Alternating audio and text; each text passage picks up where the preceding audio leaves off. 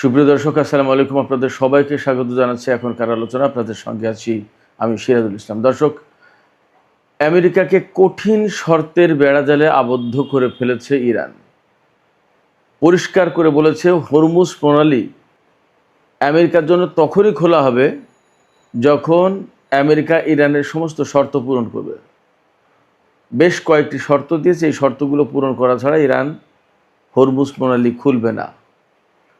এদিকে ইরানের সর্বোচ্চ নেতার পররাষ্ট্র বিষয়ক উপদেষ্টা ডক্টর আলী আকবর বেলায়েতি, তিনি একসময় ইরানের পররাষ্ট্রমন্ত্রী ছিলেন, খুব তুখোড় পররাষ্ট্রমন্ত্রী ছিলেন বলে পরিচিত। তিনি বলেছেন, মধ্যপ্রাচ্য থেকে অবশ্যই মার্কিন বাহিনীকে প্রত্যাহার করতে হবে এবং তিনি এ ব্যাপারে আঞ্চলিক দেশগুলোর সহযোগিতা কামনা করেছেন। এখন প্রশ্ন হয়ে দাঁড়িয়েছে এখানে যে যেখানে আমেরিকা ইরানকে বিভিন্ন সময় বিভিন্ন রকম শর্ত দিত, এখন যুদ্ধ করতে এসে দেখা যাচ্ছে আমেরিকা ইরানের শর্তের আওতায় পড়ে যাচ্ছে এবং ইরান যে কঠিন কঠিন শর্ত দিয়েছে, এই কঠিন শর্ত যদি তারা মান্য না করে, পালন না করে, তাহলে হরমুজ খুলবে না এবং আমেরিকার এখানে কোনো প্রবেশাধিকার থাকবে না। এদিকে হুতিরা আবার সৌদি আরবকে বলেছে যে তাদের দাবি সৌদি আরবকে মেনে নিতেই হবে, তা না নেওয়া পর্যন্ত সৌদি আরবকে কোনো ছাড় দেওয়া হবে না এবং সৌদি আরব আলটিমেটলি এক ফোঁটা তেলও বিক্রি করতে পারবে না। তাহলে আসলে মধ্যপ্রাচ্যে কি হতে যাচ্ছে এবং মধ্যপ্রাচ্যে কী ধরনের বড় পরিবর্তন আসতে যাচ্ছে, সুপ্রিয় দর্শক, এই বিষয়গুলো নিয়েই এখন আলোচনা করব। বিশেষ করে ইরানের প্রসঙ্গটা অত্যন্ত জরুরি এবং অত্যন্ত গুরুত্বপূর্ণ। আপনারা শেষ পর্যন্ত সঙ্গে থাকুন, আশা করি আলোচনা ভালো লাগবে। আর আলোচনা যদি ভালো লাগে তাহলে লাইক, কমেন্ট, শেয়ার করবেন এবং চ্যানেলটি সাবস্ক্রাইব করে সাথেই থাকবেন। দর্শক, চলুন বিস্তারিত আলোচনা করি। মূল আলোচনা শুরুতে যেটা করতে চাই সেটি হচ্ছে, ইরান আমেরিকাকে শর্ত দিয়েছে, বলেছে যে এই শর্তগুলো পালন করতে হবে, পূরণ করতে হবে আমেরিকাকে। যদি আমেরিকা এই শর্তগুলো পূরণ করে তবে আলোচনা হবে তাদের সাথে, তবে হরমুজ খোলার ব্যাপারে আলোচনা হবে। খুবই কঠিন শর্ত, মানে প্রথম কথাই হচ্ছে যে এই শর্তগুলো, তারা কতগুলো শর্ত দিয়েছে, সেই শর্তগুলো আগে মানতে হবে, তারপরে হরমুজ খোলার আলোচনা হবে। এরপরে অন্য কথা, পরমাণু টরমাণু এগুলো সব পরে থাকলো। এই কথা কে বলেছেন? এই কথা বলেছেন ইরানের সর্বোচ্চ জাতীয় নিরাপত্তা পরিষদের সচিব মোহাম্মদ বাকের জুলকাদের। বাকের জুলকাদের পরিচয়, তিনি জাতীয় নিরাপত্তা পরিষদের সচিব, এটা তো বটেই, কিন্তু এই জাতীয় নিরাপত্তা পরিষদটা কি, সেটা কি আপনারা জানেন? জাতীয় নিরাপত্তা পরিষদ হচ্ছে ইরানের সেই পরিষদ যে পরিষদ এই যুদ্ধকে হ্যান্ডেল করছে, অর্থাৎ যুদ্ধ পরিচালনা করছে যে পরিষদ, সেই পরিষদের সচিব। তার মানে তিনি কার্যত এই পরিষদের প্রধান, আর সর্বোচ্চ নেতা হচ্ছে পদাধিকার বলে বা যেভাবে তিনি এই পরিষদের প্রধান, সর্বোচ্চ নেতা। আর সচিব কার্যত তিনি সব কাজ পরিচালনা করেন। এই বাকের জুলকাদের, তিনি কিন্তু একসময় IRGC-তে ছিলেন। জাতীয় নিরাপত্তা পরিষদের পক্ষ থেকে সচিব হিসেবে বাকের জুলকাদ আমেরিকার জন্য শর্তগুলো প্রকাশ করেছেন। শর্তগুলো কি কি? একদম সর্বপ্রথম শর্ত, আমেরিকাকে তার আচরণ পরিবর্তন করতে হবে। এই আচরণ না পরিবর্তন করলে হরমুজ খোলা হবে না। তারপরে শর্ত কি? আমেরিকাকে হুমকি দেওয়া বন্ধ করতে হবে, অর্থাৎ আমেরিকা ইরানকে আর হুমকি দিতে পারবে না, একদিনের জন্য না, একদিন একবারের জন্য হুমকি দিতে পারবে না, হুমকি দেওয়া বন্ধ করতে হবে। ইরানের যে সমস্ত পবিত্র আচার আচরণ, ধর্মীয় বিষয় যেগুলো আছে, এগুলো নিয়ে কখনো আমেরিকা কোনোদিন ইনসাল্ট করতে পারবে না। ইরানের আশপাশে, অর্থাৎ হরমুজ প্রণালী এলাকায় বা আরও কোথাও কোথাও আমেরিকার পক্ষ থেকে যে ব্লকেড সৃষ্টি করে রাখা হয়েছে বা যে সমস্ত ব্লকেড আছে, এই ব্লকেডগুলো তুলে নিতে হবে। একদম হরমুজ খোলার আলোচনার আগে এই কাজগুলো করতে হবে। এরপরে আমেরিকা এবং ইসরায়েল ইরানের বিরুদ্ধে 2 দফা যুদ্ধ করেছে। 2025 সালের জুন মাসে 12 দিনের যুদ্ধ, আর এবছরে অর্থাৎ 2026 সালের 28 ফেব্রুয়ারি থেকে এই পর্যন্ত যে সমস্ত সংঘাত সংঘর্ষ যুদ্ধ চলল, এই জন্য যে ক্ষতি হয়েছে ইরানের আমেরিকার হামলায় বা ইসরায়েলের হামলায়, এখানে ইসরায়েলের কথা উল্লেখ নেই, কিন্তু ইসরায়েল তো গুরুত্বপূর্ণ পার্টনার আমেরিকার। সেক্ষেত্রে এই যুদ্ধের টোটাল যে ক্ষয়ক্ষতি হয়েছে সেই ক্ষতিপূরণ দিতে হবে, অর্থাৎ ক্ষতিপূরণ দিতে হবে। সেটা কত ডলার সম্ভবত ইরানের কাছে হিসেব আছে, আরও পরে হিসেব হয়তো নতুন করে দেওয়া হবে। এরপরে ইরানের উপর থেকে সমস্ত নিষেধাজ্ঞা প্রত্যাহার করতে হবে, ইরানের উপর থেকে নিষেধাজ্ঞা প্রত্যাহার করে নিতে হবে। আর বিদেশে আটকে থাকা ইরানের যে সমস্ত অর্থ, এই অর্থগুলো ছাড় করতে হবে, ছেড়ে দিতে হবে, আটকে রাখা যাবে না। এই শর্তগুলো যদি পালন করে আমেরিকা, তবে হরমুজ প্রণালীর খোলা নিয়ে আলোচনায় বসতে রাজি আছে ইরান। এখানে যদি আমরা ব্যাখ্যা করি তাহলে একদম পরিষ্কারভাবে দেখা যাবে, যুদ্ধ শুরুর আগে বা এক সময় আমেরিকা ইরানকে বিভিন্ন রকমের শর্ত দিত, এইটা করতে হবে, ওইটা করতে হবে, ওইটা করতে হবে, মানবাধিকারের উন্নতি করতে হবে, পরমাণু কর্মসূচি পালন করা যাবে না, অমুক করা যাবে না, তো নানান রকমের ফিরিস্তি থাকতো আমেরিকার পক্ষ থেকে। এখন যুদ্ধের পরে সিচুয়েশনটা কীভাবে পাল্টে গেল, ইরান আমেরিকাকে শর্ত দিচ্ছে যে আমেরিকা যদি ইরানের সাথে আলোচনা করতে চায় হরমুজ প্রণালী খোলার ব্যাপারে, তাহলে এই শর্তগুলো পালন করতে হবে, পূরণ করতে হবে।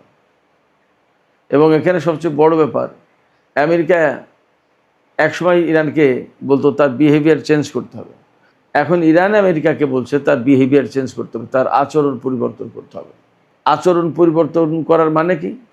আচরণ পরিবর্তন করার মানে ইরান এটা বোঝাচ্ছে যে আমেরিকা যে হুমকি দিয়ে কথা বলে, যুদ্ধ শুরু করে দেয় বা অবরোধ করে, কথায় কথায় নিষেধাজ্ঞা দেয়, কোথায় কোথায় ভয় দেখায়, কোথায় কোথায় ইরানের সংস্কৃতি বা কৃষ্টি কালচার নিয়ে নানা রকমের ইনসাল্ট করে অপমানজনক কথা বলে, এইগুলো মিসবিহেভিয়ার, মিসকন্ডাক্ট হিসেবে ইরান ভাবছে।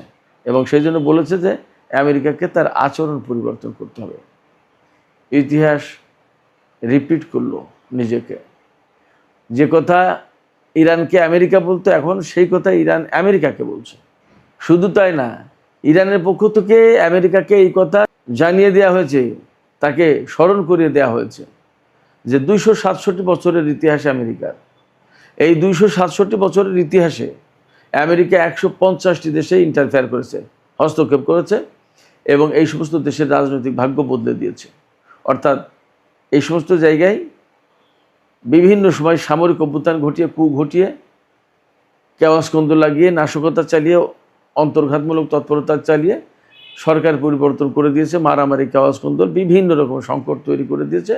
এবং যেখানে হয়তো নির্বাচিত সরকার ছিল, সেই নির্বাচিত সরকারকে উৎখাত করে সেনা শাসিত সরকার দিয়েছে, বিভিন্ন সময় বিভিন্ন রকম করেছে।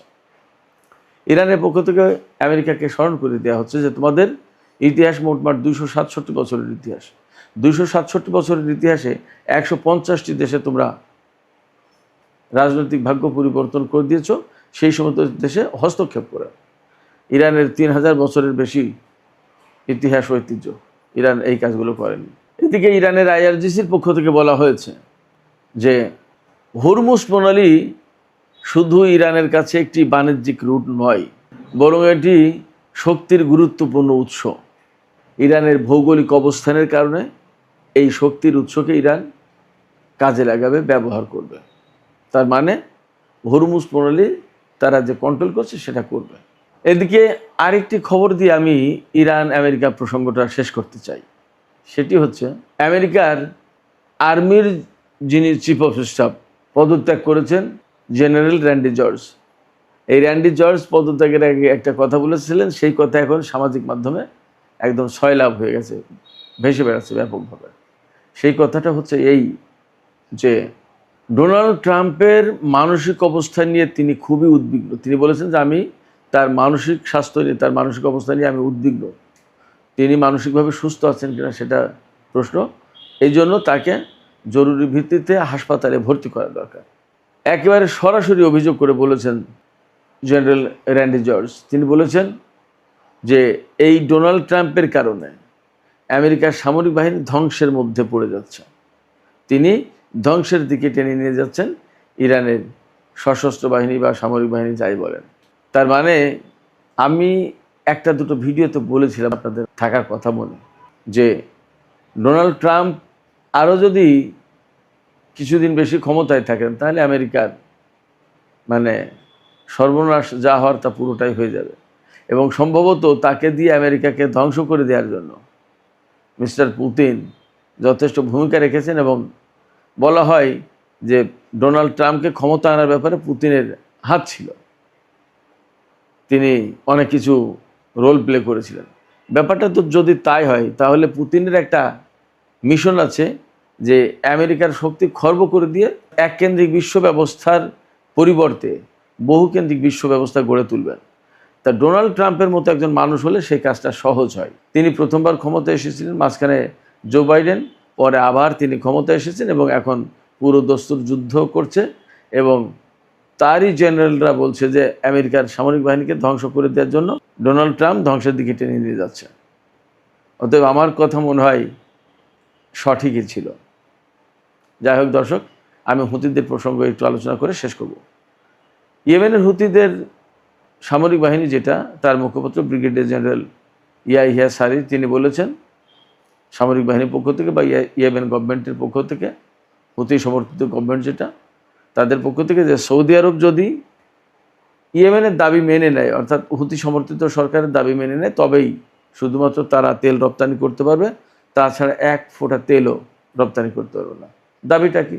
দাবিটা আমি মনে করি যথেষ্ট সহজ। সেটা হচ্ছে সৌদি আরব ইয়েমেনের উপরে যে অবরোধ আরোপ করে রেখেছে সেই অবরোধটা প্রত্যাহার করে নেয়, তাহলে ইয়েমেনও অবরোধটা প্রত্যাহার করে নেয়। আজ 12 বছর যাবৎ সৌদি আরব ইয়েমেনের বিরুদ্ধে যুদ্ধ করেছে এবং 12 বছর যাবৎ অবরোধ দিয়ে রেখেছে। এই অবরোধ দিয়ে প্রতিবেশী দেশ তার অধিকার ধ্বংস করা হচ্ছে।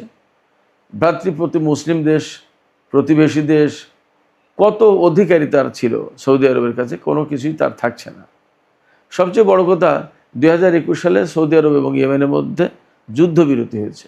যুদ্ধবিরতির পরে কেন ইয়েমেনের বিরুদ্ধে অবরোধ থাকবে? এবং এখন মধ্যপ্রাচ্যে যখন একটা ক্রিটিক্যাল অবস্থা, সেই অবস্থায় কেন সৌদি আরব ইয়েমেনের উপর অবরোধ আরোপ করে রাখবে? ইরানের একটি বেসামরিক বিমান ইয়েমেনের রাজনৈতিক নেতাদেরকে আনতে গিয়েছিল সর্বোচ্চ নেতা আয়াতুল্লাহ আলী খামেনির জানাজায় অংশগ্রহণের জন্য, এবং তাদেরকে পৌঁছে দিয়েছে। আনতে যখন গিয়েছে আবার পৌঁছাতে যখন গিয়েছে, দুইবারই সৌদি আরব ইয়েমেনের উপর হামলা চালিয়েছে। এটা তো খুব গ্রহণযোগ্য কথা না। যখন মধ্যপ্রাচ্যে খুব একটা ক্রিটিক্যাল অবস্থা, সেই সময় সৌদি আরব এই আচরণগুলো করে কেমন? আর এখন যে সৌদি আরব তুরস্ক এবং পাকিস্তানকে নিয়ে জোট বাঁধছে, সেই জোট কার বিরুদ্ধে যুদ্ধ করবে এবং মধ্যপ্রাচ্যের পরিস্থিতি কী হবে? মধ্যপ্রাচ্য যখন একটা সেটেলমেন্টের দিকে যাচ্ছিল, একটা ভালো অবস্থার ভেতরে ছিল, তখন সৌদি আরব এই কাজগুলো করছে। কী লাভটা হবে? সুপ্রিয় দর্শক, আজকের আলোচনা এখানে শেষ করতে চাই। আলোচনা শেষের আগে আপনাদের মতামত জানতে চাই, আপনারা কি ভাবছেন? ইরান আমেরিকাকে একেবারে কড়া শর্ত দিয়ে দিয়েছে, এই শর্তগুলো পালন না করলে কোনো মতেই হরমুজ প্রণালী খোলার আলোচনায় শুরু করা হবে না আমেরিকার সাথে। খোলা তো পরের কথা। ইরান যে শর্ত দিয়েছে, এই শর্তের কাছে কি আমেরিকা একসময় আসলে নতি স্বীকার করতে বা সারেন্ডার করতে বাধ্য হবে? কি মনে হয় আপনাদের? আপনাদের মতামত জানিয়ে কমেন্টে লিখুন, আর ভিডিও ভালো লাগলে লাইক কমেন্ট শেয়ার করে পাশেই থাকুন। দর্শক, আপনাদের সবাইকে অনেক অনেক ধন্যবাদ। আল্লাহ হাফেজ।